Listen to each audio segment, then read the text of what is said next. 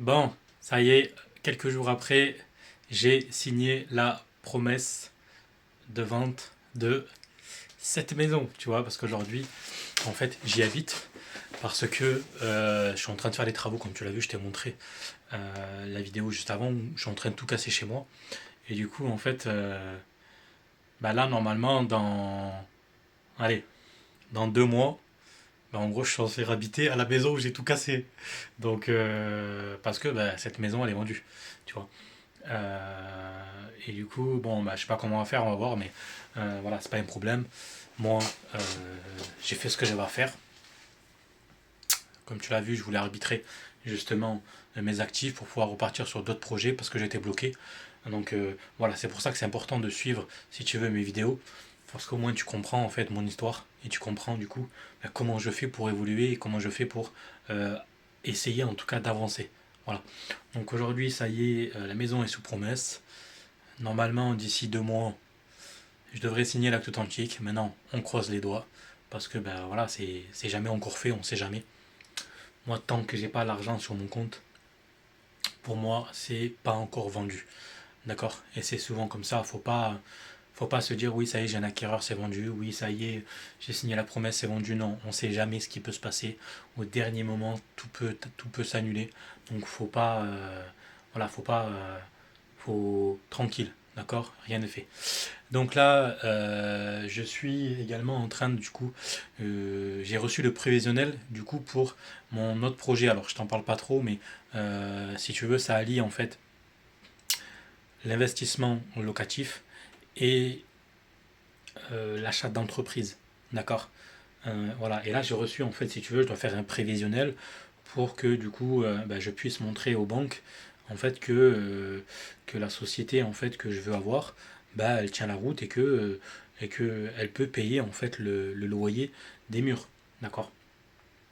Et là, en fait, il y a des incohérences dans le prévisionnel que j'ai reçu parce qu'en fait, moi, ce que j'ai fait, j'ai mis tout dans un tableau. Du coup, au niveau des chiffres, au niveau de mon projet, et après, bah, j'ai donné ça au comptable. Et en fait, là, le comptable, alors, non pas, il n'a pas fait d'erreur, mais si tu veux, il s'est basé sur ce qui se fait dans le secteur. Et en gros, si dans le secteur, bah, ils estiment qu'il y a ça de charge, ça de charge, ça de charge, mais en fait, il l'a imputé sur moi. Alors que moi, j'ai une stratégie différente dans la société là que je veux récupérer. Donc, il est évident que bah, les résultats vont être différents. D'accord. Comme j'ai tout fait sur mes immeubles de rapport, le dernier que j'ai acheté, que j'ai gardé 4 ans, que j'ai revendu, j'avais des rendements, on tournait autour des 15%. Bah, si tu regardes la moyenne dans le secteur, les rendements qui se pratiquent pour des immeubles de rapport, c'est des rendements autour des 7-8%. D'accord. Alors que moi, j'ai eu du 15. Pourquoi? Parce que j'ai utilisé des stratégies différentes. D'accord. J'ai récupéré une très belle plus-value au bout de 4 ans parce que j'ai utilisé une stratégie différente de la majorité en fait bah, des investissements qui se pratiquent, tout simplement, c'est tout. Et là, en fait, c'est pareil. Dans la société que je veux acheter, je vais utiliser une stratégie qui est différente. Donc forcément que les chiffres ne seront pas les mêmes. Et si je laisse ça, en fait, et que je montre au banquier, voilà le prévisionnel comptable pour la nouvelle société, bah déjà, c'est pas sexy. Parce que bah, il va se dire, bah, alors oui, la société, elle est bénéficiaire que vous voulez acheter, parce qu'on le voit, il y a du résultat derrière. Ça veut dire que à la fin de l'année, elle gagne de l'argent, la société. Il en reste. Mais à mon sens, et de toute façon, sur les chiffres que j'avais prédits, ben en fait, ça correspond pas, en tout cas, à ce que là il y a. Tu vois, moi, si là, le prévisionnel, là, si je le laisse comme ça, et si vraiment c'est ce que je veux que je récupère en fin d'année, le projet, je l'achète pas, parce que ça m'intéresse pas. Tu vois, moi, je veux vraiment acheter l'entreprise pour qu'elle dégage vraiment de la trésor et beaucoup de trésor pour que derrière je puisse, si tu veux, le réinvestir dans des immeubles de rapport. D'accord. Et c'est pour ça qu'aujourd'hui je me tourne vers l'achat d'entreprise et que j'ai envie de me tourner vers ça. Donc du coup, bon voilà, on va rétablir le truc avec le comptable, hein, c'est normal, hein, je vais lui réexpliquer, etc. Et voilà, là j'ai demandé un autre rendez-vous début janvier pour que, pour que ben, je puisse avoir le bon prévisionnel et que je puisse aller en banque en fait pour pouvoir faire ma demande de financement. Voilà.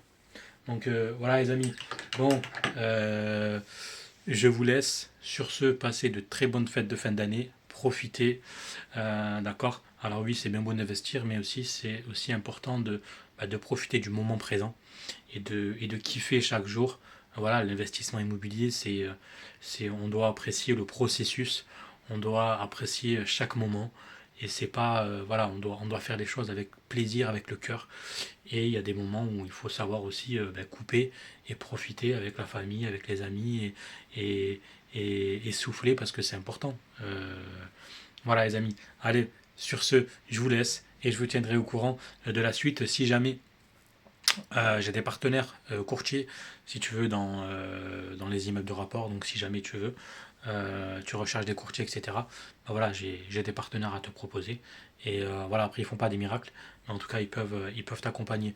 Comme d'hab, tu sais, tu m'envoies un mail, tu me demandes, et après, je te mettrai en relation. Allez, je te remercie, à plus.